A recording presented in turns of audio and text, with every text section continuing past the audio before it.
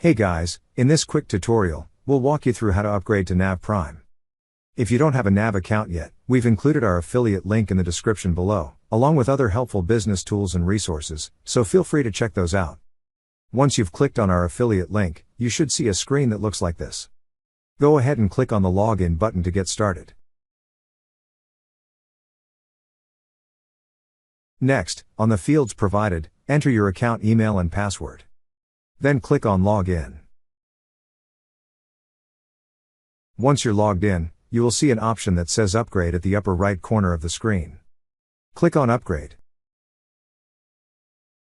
A drop-down tab will then appear. On the tab, click on Upgrade.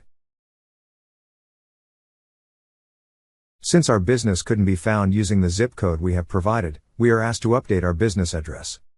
If you are experiencing the same scenario, just fill in the fields with your business name, street address, and city. The apartment or suite number is optional. Once all the necessary information is entered, click on Submit. Next, on this page, select the plan you wish to buy. From the options provided, click on the option you wish to select. After that, fill in the billing details.